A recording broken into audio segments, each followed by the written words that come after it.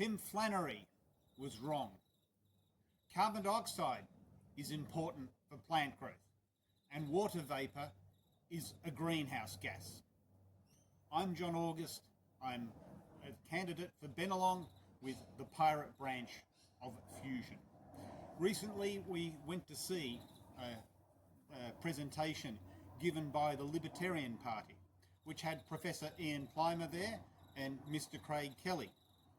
Now, I suppose some of us would say that the climate science is settled, or that we just need to look at this or that academic paper, this senior figure, and say, you know, this is all settled. And you know, part of me does actually think that, but really what I'm trying to do here is tell a story which embraces those three things I've mentioned and still says that climate change is real.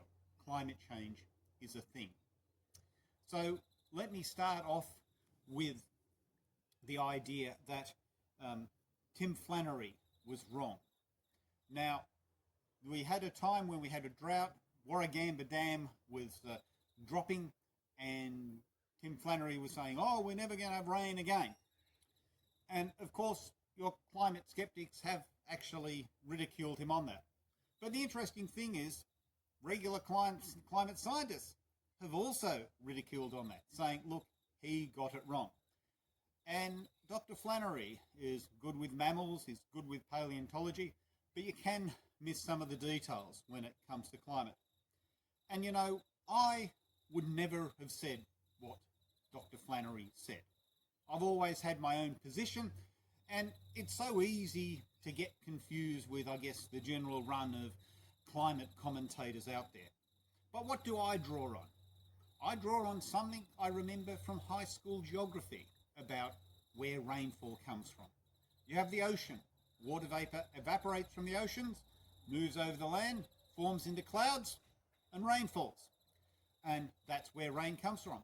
And if you think about it, if the oceans are warmer, you're going to have more evaporation, more clouds, and more rain. So hotter doesn't necessarily mean drier. Hotter can mean wetter, and it obviously does in the coastal areas of Australia. Now, if you go to the interior of Australia, then you might find a place where the situation is not so much dominated by rainfall, but rather the temperature of the soil or the land and how much evaporation you have. And there you might have a situation where hotter does actually mean drier, but it's not a universal. Hotter can mean wetter. So this sort of thing is actually influencing what's going on around us with bushfires.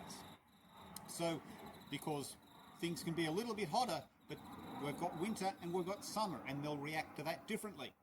So if our winter is a little bit hotter, and perhaps indeed a little bit wetter, you'll have more growth. And then in summer, it's hotter, so that extra growth dries out more and is a greater fire risk.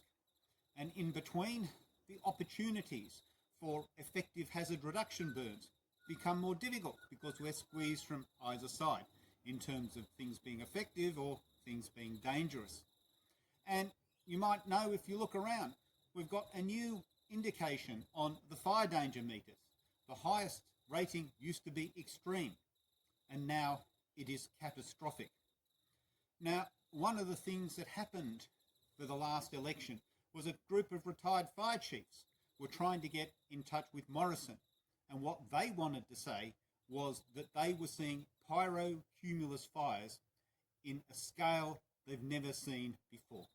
Pyrocumulus means the bushfire is so intense it actually generates its own weather in the area, and you can even get lightning appearing above bushfires when really it's an otherwise clear sky. So where did those clouds come from? So there's some things you can see which point to the idea that point to the idea that we're getting worse climate, worse outcomes in form of fires. Now, there's a few other things happening around the world and in Australia. We have bushfires in Tasmania, of areas that haven't had bushfires in 1,000 years. You have sea anemones on the march from mainland Australia to the previously cooler waters of Tasmania. You have the ability of ships to traverse the North Pole and get from one side of the globe to the other. And of course, you can look at these things and say, oh, that's just random fluctuation, you know, those sorts of things. So, but going back in time, you had a somewhat controversial link between smoking and lung cancer. And sure, people saw it happening and might have thought, hey, this is probably what's going on.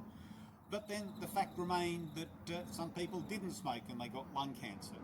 Now, it was actually Dole and Hill. Now, some of them were nominated for Nobel Prizes, but they did the statistics, the epidemiology, and they cranked out a solid case for this connection.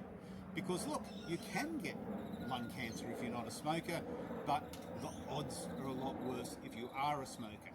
And the real world isn't neat and tidy and things just, marching along in a neat and tidy way. It is actually quite messy, and sometimes it's hard to make sense of that. But still, I think if you look at the whole picture, it points towards global warming being real, global warming have an impact, global warming being man-made as a result of the carbon dioxide we're putting in the atmosphere. Now, Mr. Kelly, at the event I went to, he was noting that the impact of natural disasters is basically getting less over time. And I won't deny those numbers. I guess certainly possible. But that doesn't mean the impact of these natural disasters is getting less. It could be the natural impact of natural disasters is worse, but we're getting even better at dealing with them, predicting them, coping them when they happen, dealing with the aftermath. Maybe we are, as a planet, getting better at that. So there's a lot of threads to it. And certainly, to my way of thinking, it's very easy to be one of those people scoffing at the link between smoking and cancer. And similarly saying, oh, it's all not happening, or it's natural cycles, or whatever. I do think there's a lot more to it than that. So anyway, what was the other thing I mentioned? Carbon dioxide is important for plant life. Indeed, we have our gardens on top of apartment blocks. And what do the plants do? They take carbon dioxide from the atmosphere, they take water and some sunlight, and together that makes basically carbohydrates, your sugars, and also cellulose as well. And over time they build up the cellulose and they build up their mass and they get heavy, and for some apartment blocks, if they didn't anticipate that, it can be a problem. But for sure, plants need carbon dioxide. It's part of what happens. Now, again, I'm not Tim Flannery. I would never have said what Tim Flannery said. And I would never have described carbon dioxide as toxic or a poison. But what I would say is, just as with so many things, you can have too much of a good thing. Carbon dioxide can be important to plants, but it can also ultimately have a negative impact in too great a concentration. Paracelsus, I think it was in the 1500s, he was a Swiss physician. He came up with a phrase, it is the dose, not the substance, that makes the poison. And what can we think about? We can think about warfarin. Warfarin is an anticoagulant, or could say a blood thinner, and it will kill rats. The dose makes the poison. But for some people, they actually take warfarin in a much lower dose, which is therapeutic, and there it acts as a blood thinner. So again, it is the dose, not the substance, that makes the poison. Something worthwhile in moderation can be very harmful in excess. And that is how I do, in fact, describe carbon dioxide. Now, as I say, I'm not someone who describes it as a poison, but language does its own thing. And I do wonder about people who are willing to let the English language play unsupervised when convenient, and suddenly, when heaven forbid, someone would abuse the English language to pursue their own case, and suddenly there's a problem. As I say, I'd never describe carbon dioxide as a poison. I wonder who does.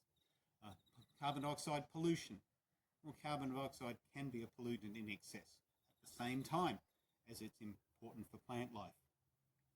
Now, another thing that I know Professor Flannery is saying is that heat and carbon dioxide improve plant life. And historically, we've had much higher temperatures, we've had much higher carbon dioxide. But we humans haven't been there at the time. But certainly there's a bit more carbon dioxide, there's a bit higher temperature, and at the margins there is a bit more plant growth. But if you talk to people who run greenhouses, in order for carbon dioxide to benefit plant life, everything else has to be right on the mark. The nutrition has to be right. The water has to be just right. Then increased carbon dioxide will increase your crop yield. It's actually a subtle thing that will happen. And sure, at the margins it's going to happen a little bit around the world. But when you have a much higher concentration of carbon dioxide, in order for plants to take advantage of that, they have to have fewer or smaller stoma, because you have a certain amount of evaporation of water, which is, as it were, the cost of doing business, the cost of running a plant. You know, some of the water's going to leak out through the stoma of the leaves, and that means that you're going to be able to absorb carbon dioxide. So if you're going to optimize things, you're going to have smaller stoma because there's a bigger concentration of carbon dioxide, so they can be smaller so you can get more carbon dioxide while wasting less water transpiring through the leaves. But in order for plants to do that, that's not a knob they can turn. It takes evolutionary time for them to adjust that way. And sure, we have had plants in the dim and distant past whose stoma were probably optimized for much higher carbon dioxide levels. But again, it's not like it's a knob that they can twist. So there is a bit more to that picture of carbon dioxide causing growth.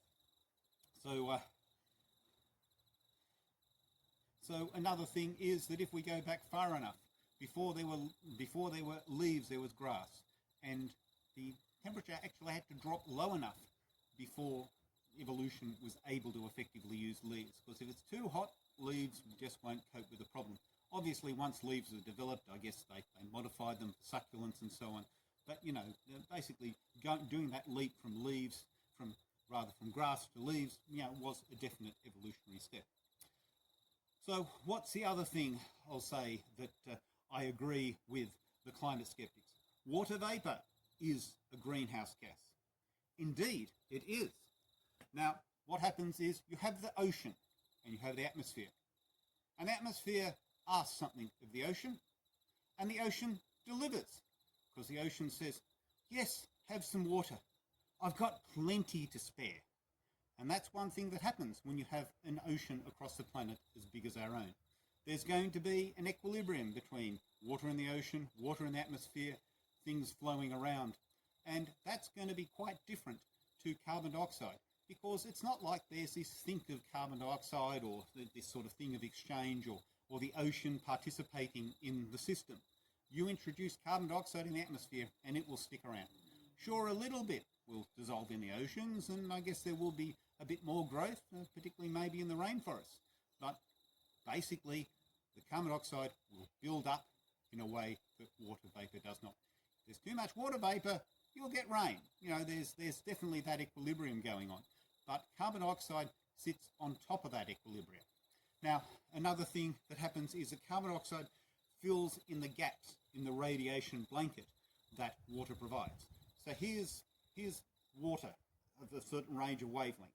If there's radiation from the Earth in that wavelength, it will reach the water and be scattered back to Earth. Now, over here, if we have radiation here, it will get past and out into space, and the planet will be cooled. But if you have carbon dioxide, well, that radiation will be scattered back to Earth. So the carbon dioxide will actually form this supplementary greenhouse effect over and above what the water vapour is doing. So yes, water vapour is a greenhouse gas, and carbon dioxide does in fact add to the picture. And indeed, water vapour. Now, normally you can't see it, but if you have it condensed into little droplets that are bigger than the wavelength of light, then we can see it, because you have water, air, water, air, water, air. And yes, those clouds do interact in other ways, but again, there's an equilibrium. So why is it we can see the clouds? Well, you know that dry sand is brighter than wet sand. And indeed, the head-on beer is white, while the beer itself is brown. And in a similar way, when you have those particles one after the other, just like the head on a glass of beer, we can then see the cloud. And yes, indeed, that is part of the picture. Clouds, water vapour, all in equilibrium, but that does its own thing over there, and carbon dioxide will add to that picture. So historically, I know that Professor Plimer is saying, look, there's been all these episodes in Earth's geological history where, there's been something other than carbon dioxide that has triggered the change. And, well, I'll say maybe that's possible. But I'll also say it's possible there's this cart going past, started by something else, but carbon dioxide will jump on the back of the cart, and whatever started this event happening, it will add to it and make it worse. But if you go back into geological history, there's actually some things that have happened with planet Earth. And I think really the best explanation for what happened is actually carbon dioxide and the greenhouse gas. Now, what I'm talking about is snowball Earth. And we have had a few snowball Earths, but the main one that people talk about is one that happened 650 million years ago. And why did it start and why did it finish? It has to do with carbon dioxide and the greenhouse effect. Now, to start with, you have weathering of rocks, and rocks absorb carbon dioxide from the atmosphere. And what happened was these rocks absorbed the carbon dioxide, and that meant that the Earth cooled, and then ice formed, and that ice reflected light, and that meant the Earth cooled even more, and eventually you had blankets of ice covering the whole Earth, and we had snowball Earth. And that was because of the way carbon operated. Now, what broke the Earth through that impasse? It was actually volcanoes. And volcanoes were emitting carbon dioxide in the atmosphere, but because that rock, which would have otherwise weathered and absorbed the carbon dioxide, was completely covered in that sheet of ice, it was possible over time for the carbon dioxide from the volcanoes to build up and basically heat the planet up to the point where some of the ice melted. That would expose then at least not ice, or at least land, or at least darkness, as it were, and that would mean the planet heated up even more, and you would have had a runaway effect. And then it was basically the greenhouse effect that rescued the Earth from it being in a giant snowball. And I do believe that is a good theory. I do believe it's the best explanation for that. It's an explanation that involves carbon dioxide and the greenhouse effect. So that's something that's going on there. Now, another thing, oh yes, that's right, that if you listen to Professor Plimer, he will say that, these volcanoes put out so much carbon dioxide that what we do on planet Earth doesn't really matter. Now, Professor Plimer is good with his geology, and if you see him speak, by golly, he's passionate, and I can see his passion. And look, if I owned a mine at Broken Hill, first person I talk to, try to get a handle on what's going on, would be Professor Plimer. That's certainly the case. But there's a commentary by, goodness me, the Hawaiian Volcano Observatory. Now, these are people who aren't just geologists, but they look at volcanoes professionally on a day-to-day basis. And what do they tell us? What's their analysis? Their analysis is that volcanoes put out about 1% of the carbon dioxide that our industrial economy puts out. And that was quite a number of years ago. I don't know what the case is now. It's probably less than 1% these days. Now, as I say, yes, Professor Plimer, by golly, you can feel the energy he has around his geology. Yes, Professor Plimer may be very good with his geology and very impressive in his way. And as I say, I've seen him. But I still think we need to defer to the professional geologists who deal in volcanoes. And that's what they're telling us about how the carbon dioxide from volcanoes compares to the carbon dioxide from industry. So as we're reaching a close, let me also talk about China. So that was something that we heard from Mr. Kelly at the Libertarian event. And it's interesting that China, depending on what we're trying to do with the argument, China is the enemy, an opponent, it's someone to copy, or some sort of a reference point. And one of the things that's said is, look at China and all the carbon dioxide it's putting out. And yes, China is putting out a lot of carbon dioxide. But the other side of things is, at the moment, in terms of increasing its energy capacity, there's about as much renewable energy as there is non-renewable energy. So China has actually turned a corner on that front. But yes, part of this argument is saying, why should we push our economy when other economies aren't sort of taking it seriously? Well, I would say that one thing to keep in mind is Europe is taking global warming seriously. And if you're going to trade with Europe, it does help to be taking global warming seriously. There's more to the world than just China and the US. There are other things going on. But even putting that to one side, this argument, we shouldn't stick our necks out on carbon. It does seem a bit reminiscent of a certain argument around weapons of mass destruction. It's okay if we sell weapons of mass destruction to this horrible, despotic third world dictator, because if we don't, someone else will. So I can see a certain matching in the arguments there. Anyway, I think there's a lot more to be said that I could say, but I think there's only so much I should say in the one go. But if you've gotten this far, I hope you found it interesting. And, if you're in Bennelong, you might want to think about voting for me. If you're not in Bennelong, you might want to think about voting for your candidate there, or perhaps voting for fusion in the Senate. But anyway, I'll leave you to it. Hope you found this video interesting. Bye. Authorised by Owen Miller for the Fusion Party, Brunswick, Victoria.